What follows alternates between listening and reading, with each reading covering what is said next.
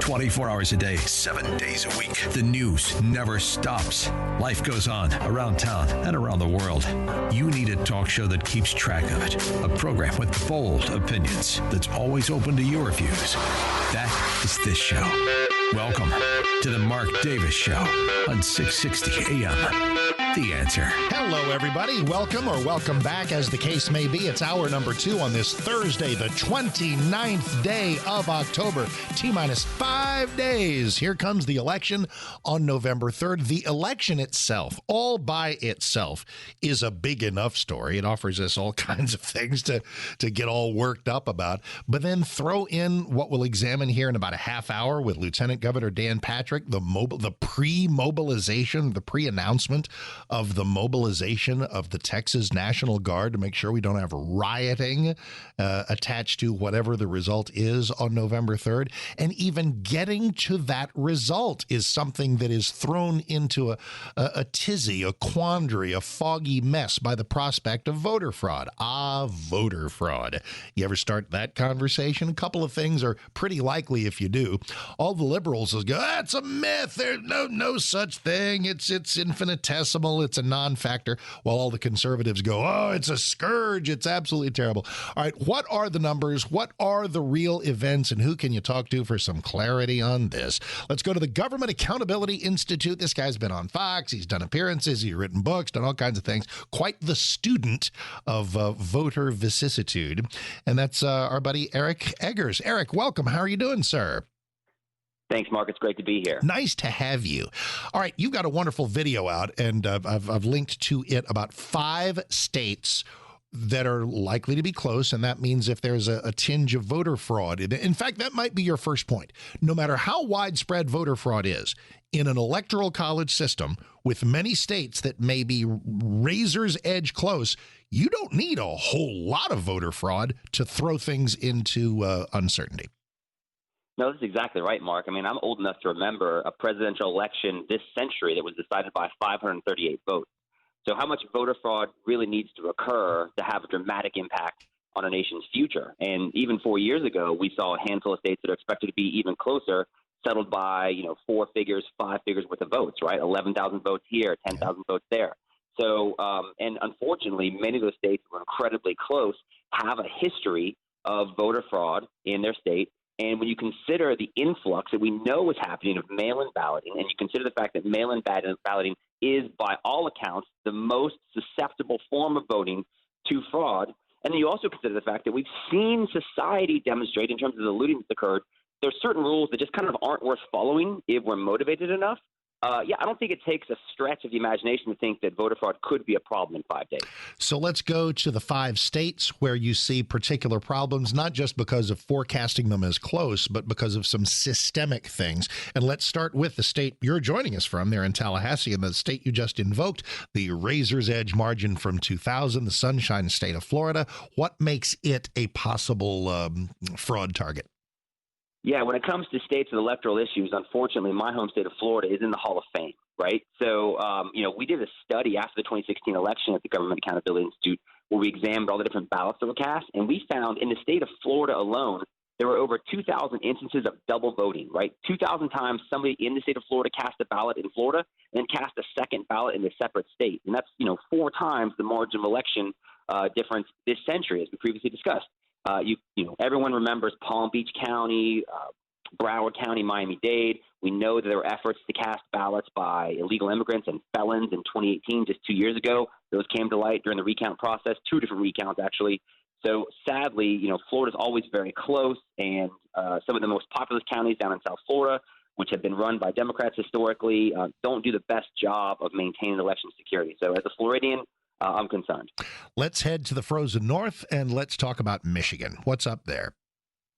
Well, Michigan, you may recall this summer, the new Secretary of State, Jocelyn Benson, mailed everyone an absentee ballot request form. And that's kind of, one of the larger points to make, right? Is that we should all be in favor of people voting in a safe and secure way, but not if it threatens the health of American democracy. And we know that the statistics show that when you mail everybody a ballot, because of the problems with voter rolls, right? I mean, the Supreme Court has cited statistics that say 24 million voter registrations in this country are wrong. So now when you're mailing everybody a ballot or everybody a ballot request form, you're going to have some problems. And that's what I think we expect in Michigan when you consider the fact that Detroit has elections officials that have been charged with voter fraud previously. And we know that in the city of Detroit alone, they've been sued over the fact they had more registered voters than citizens of legal voting age at a margin that was greater than the presidential election was decided just 4 years ago. Eric Eggers is here from the Government Accountability Institute. So you got the Florida 2,000 people double voting. The Detroit officials already hit with such charges. Let's take a pause in our tour of the states. And what's the best answer when people say voter fraud, it's a conservative pipe dream. It's what conservatives say to upset the apple cart because they want to suppress voting. And there aren't really all that many actionable, prosecutable, convicted cases of actual voter fraud. What's the best answer to that? I would say that the answer to that is, number one, the system's not set up to incentivize people to look for it, right? I mean, Mark, if you're in charge of elections, do you think you get to keep your job? You could say, oops, sorry, I accidentally presided over 50,000 instances of voter fraud. So all the incentives are aligned for people to, A, not look for it, and B, not prosecute it if it is actually a problem. In the book I wrote about voter fraud, that we had documented systemic voter fraud down in South Florida. The sheriff's department actually presented it to the state attorney, but the state attorney didn't do anything with it for a couple different reasons. Number one, it involved Democratic elected officials with Haitian Americans, and that's a very powerful voting bloc down in South Florida. And this guy's a Democrat. He's got statewide aspirations. Do you think his career is furthered by prosecuting Democrat voter fraud? Not exactly. But we have many instances in Texas. The system is just so vulnerable.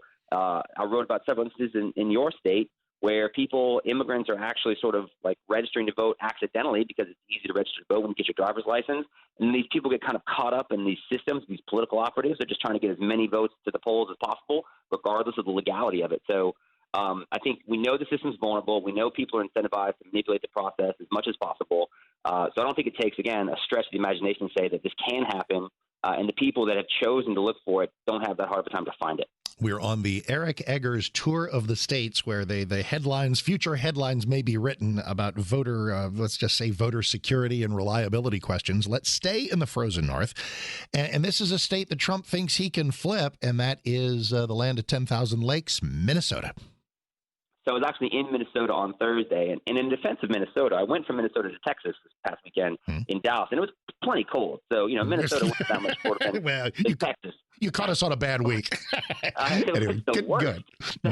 But yeah, so Minnesota, right? I mean, we just had the Project Veritas expose where you have a campaign worker for Ilhan Omar with hundreds of ballots, despite the fact they have these ballot harvesting rules in place that would have prevented that conceptually. The Al Franken election, we know more felons were able to vote than the margin of victory in that election. But Minnesota's got this really weird rule. They do same-day voter registration, but it's actually possible to register to vote on the same day, even if you don't have an ID, thanks to their policy of what's called vouching. And so vouching is if there's just some friendly Minnesota nice neighbor up there, and they say, oh, yeah, I know that guy. He lives at this address. Then it's possible to register to vote and cast your ballot. And then they don't actually try to verify that until after the election. But some of the election advocates that I spoke to when I was in Minnesota told me about something that's very troubling, that these subsequent efforts to validate and verify these same-day registrants, tens of thousands of them end up being not accurate. They've provided inaccurate information in that process. Of course, by then, it's too late. The ballot's been cast, the vote's counted, and we're sort of just left, once again, to sort of trust the integrity of the process. A Minnesota nice neighbor. Nice is a good attribute unless you're trying to run a scam. All right, one more trip up there in the upper Midwest. Wisconsin was a state won by Trump by less than 1 percentage point, and a fresh poll out now shows Biden up by 17. I don't think anybody believes that's going to happen, but let's talk about what might actually happen. What makes the Badger State a possible future headline? So Wisconsin was one of the first states to grapple with the reality of the COVID era of voting and the massive increase in mail-in ballots. And, it's sad to say it just didn't go that well. They had tens of thousands of ballots discarded and not counted in that process. And that's what happens, right? I mean, from an election standpoint, we're basically a third world country in terms of our technology. It's a rickety old wagon. And so with this massive increase in mail-in ballots, it's essentially asking that wagon to go on the Autobahn and drive a few laps successfully. So we saw a lot of ballots get misplaced more than the margin of victory in the 2016 election, as you just alluded to. Wisconsin also had sort of this history of documented attempts to influence the election. There was a police special investigations unit that did an analysis of the 2004 election, and they found an intentional effort by political operatives to sway the election through voter fraud. Those people were actually stopped from working after the 2004 election. They couldn't do anything in 2008. So, it's just sort of the incentive structure there, I think, is very troubling.